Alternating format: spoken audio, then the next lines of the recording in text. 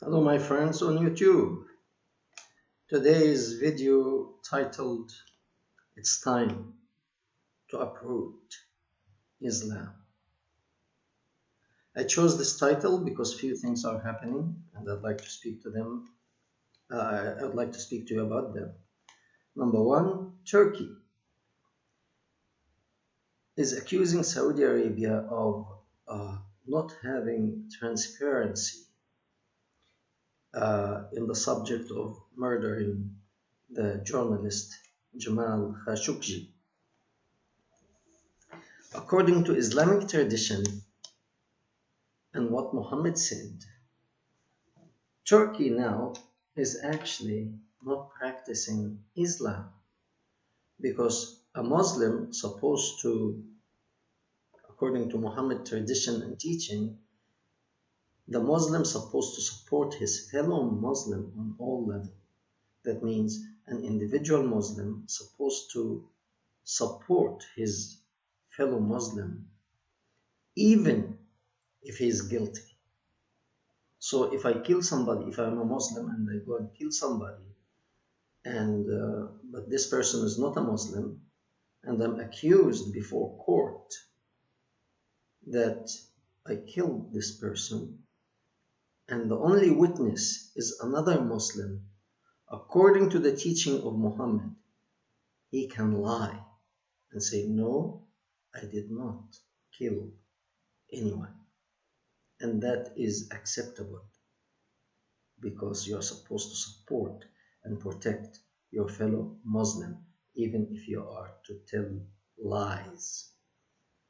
Lies in Islam is teaching of Muhammad. Actually, he recommended to his people, his gang, to lie in certain situation, not to say the truth, to lie. Okay, so here Turkey is not protecting its fellow country. Islamic country is not protecting Saudi Arabia. They are criticizing them that they were not transparent with the killing of Khashoggi, the journalist. So that indicates that Turkey until now still not totally Islamic country. Still the people there somewhat still they still have some of their humanity in them. It means they follow their conscience more than the dirt that Muhammad left behind, the garbage. The second thing is happening is the foreign minister of Saudi Arabia. This is ironic, really. It's a joke. The foreign minister of Saudi Arabia is coming out defending the crown, or rather the clown prince, Mohammed bin Salman, that he did not order the murder of the journalist Jamal Khashoggi. I said it many times. If let's say a taxi driver in Saudi Arabia was unhappy with the crown prince and he voiced his opinion, they can actually send somebody to shoot him or hit him with a car, and it looks like an accident and it's all over. But in a dictatorial country like Saudi Arabia, if you tell me something on that level, that a person known on the worldwide level, a journalist, works for the Washington Times, is killed inside the Saudi embassy in Turkey without the knowledge of the dictator of this country, who is Mohammed bin Salman. This is a joke. Literally, this is a joke. Nobody will accept this nonsense. Nobody will believe this nonsense. This is a joke. Yes, if he was a small guy, taxi driver, or a plumber, or an electrician, or somebody like that, that may be, yes, it's acceptable to say that the top man, Mohammed bin Salman, did not know of this, but not on that level, not in the embassy of another country. No. This is like they are trying to save the crown prince. They are trying to save him, save his life, because I really believe he is going to be implicated and there will be consequences to what he had done. The third thing that it's happening is there are a call in Sudan to have a new demonstration to get rid of the president. And this will happen sooner or later. And the President Bashir of Sudan, he knows quite well that he is leaving pretty soon.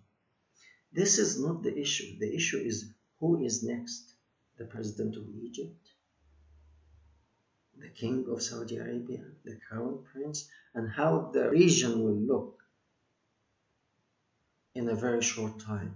What are the consequences? How much blood will be shed? I actually thought about that about 6-7 months ago, and I spoke about it, that what's happening in the Middle East, it really can bring a bloodbath. It's not that I want it, but the sequence of what is happening denote that this what is going to happen. It's not that I want it to happen. I'm happy to see it happening. There was a video that I suggested that we should really save the blood of the innocent. The fourth thing that it is happening, and that's why really I gave the title that we should uproot Islam.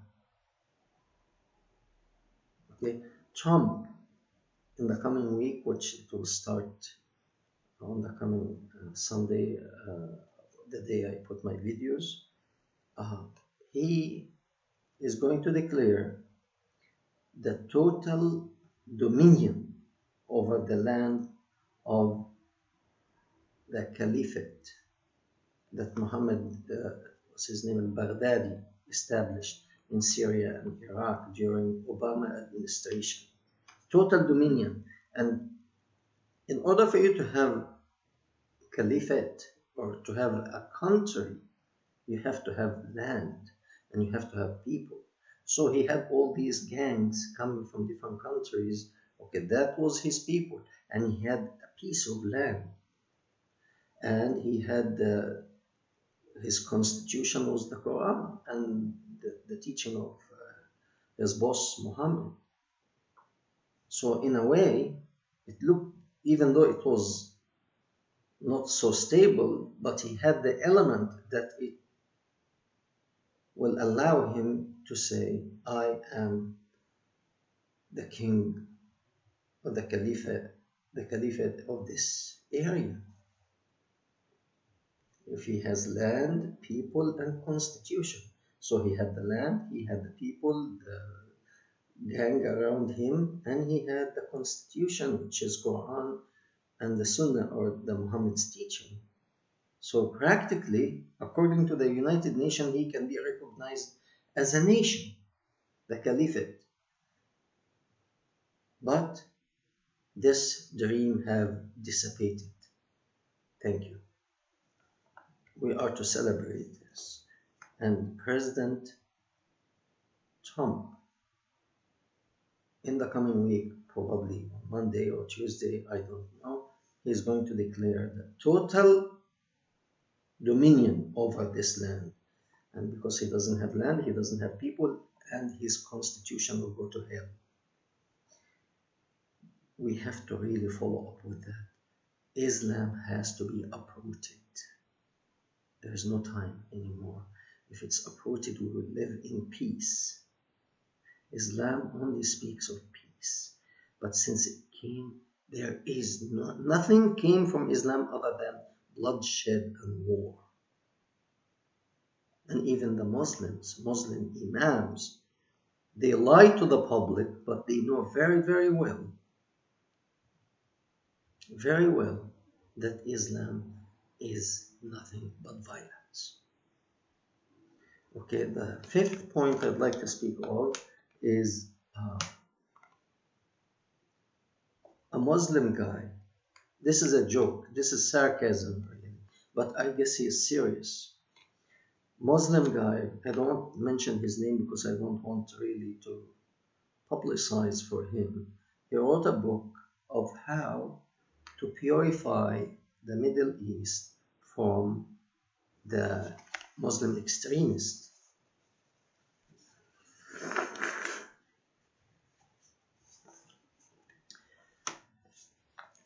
This is really a way to deceive the non-Muslim, the innocent people who think, oh, Islam is just another religion like Buddhism, Hinduism, or so on and so forth. But reality is, Islam is different.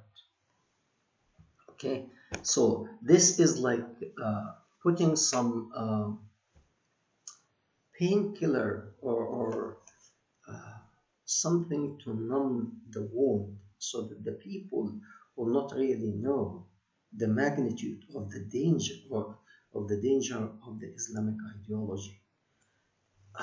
If the source of the problem here, he wants to purify the Middle East from Islamic extremists. Muhammad was the most Islamic extremist of all, because he applied that Islamic ideology. How would you purify Muhammad from his Islamic ideology? He is the one who ordered murdering the non-believer. He is the one who cut their hands. He is the one who chopped their heads. He is the one who raped the women. He is the one who gave his army the women of the conquered nations or villages to rape. This is what Muhammad did. So how would you purify Islam from Muhammad's tradition? There is nothing other than uprooting this garbage and put it in the heat or in an oven and burn it. In my opinion, there is no other way. And that's why I call this video Uprooting Islam. Thank you very much. We welcome your comments, even those